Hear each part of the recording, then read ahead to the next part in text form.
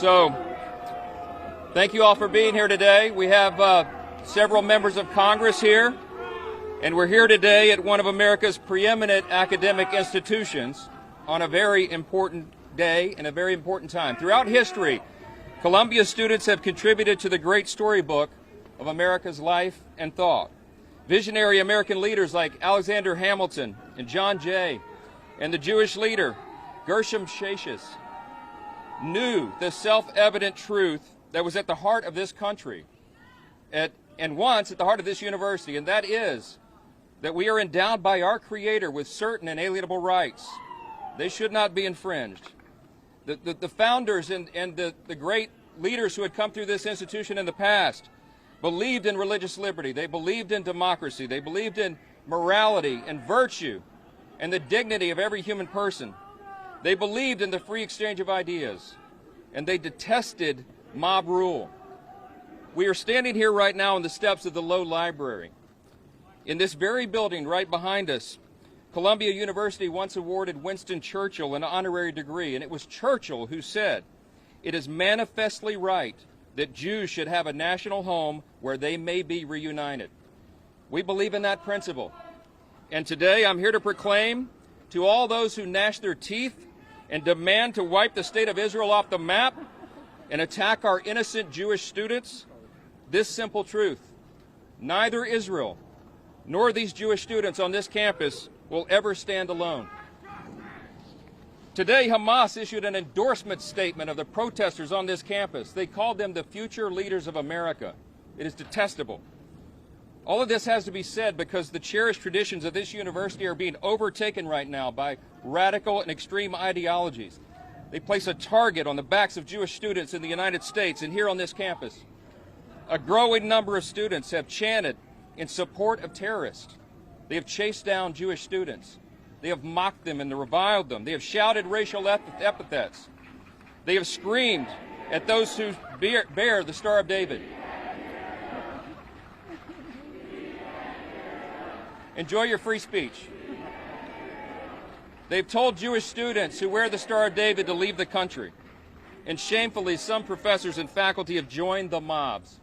Things have gotten so out of control that the schools canceled in-person classes, and now they've come up with this hybrid model where they will discriminate against Jewish students. They are not allowed to come to class anymore for fear of their lives, and it's detestable. As Columbia has allowed these lawless agitators and radicals to take over, the virus of anti-Semitism is spread across other campuses. By some counts, as many as 200 universities have a similar form of protest right now. At Yale, a Jewish student was stabbed in the eye with a Palestinian flag, and 45 students were arrested. At NYU, pro-Hamas protesters were shouting from the river to the sea. Anti-Israel encampments are popping up at universities all across this country. The madness has to stop. The madness has to stop. We just left a meeting with students, Jewish students, who told us of the heinous acts of bigotry that they have experienced simply because of their faith. Their bravery is inspiring, much more inspiring than some of the activities we're seeing here. And they should never have to confront such hate on an American college campus. It's such a revered institution. Anti-Semitism has been growing in America, and it's clear why. Powerful people have refused to condemn it, and some have even peddled it themselves.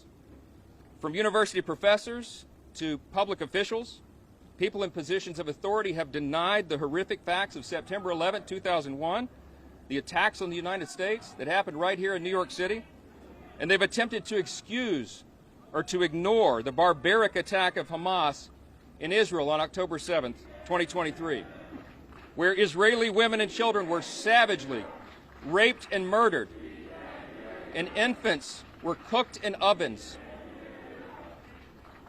Crowds of radical activists have chanted death to America and on our own streets in this country, and some public officials have refused to condemn them. Others have openly defended these acts on campus, and the harassing and the intimidation and the threatening of innocent Jewish students simply because of who they are. They've called that peaceful protest, and some have even gone as far as calling for the state of Israel to be eliminated. These are words we expect from ayatollahs in Iran, not American lawmakers and not American students. And unsurprisingly, it has given way to threats and violence in a generation of students who feel safe in their own classrooms, who don't feel safe in their own classrooms, or where they live or where they worship. Let me say this very simply. No American of any color or creed should ever have to live under those kinds of threats. That is not who we are in this country.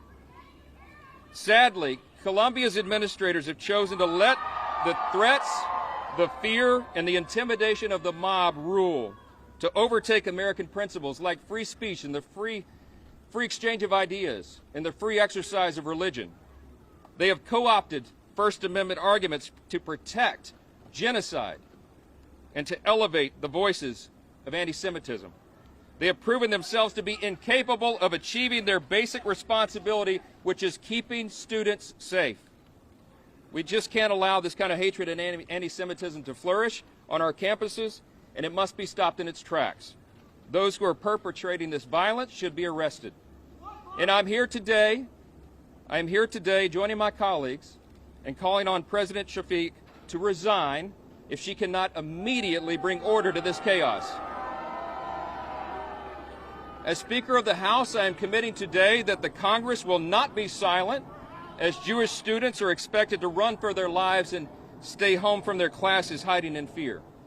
In the House of Representatives, we've already acted to address anti-Semitism on campuses. We have passed a number of statutes to address this matter, and we call upon the U.S. Senate to act upon our legislation.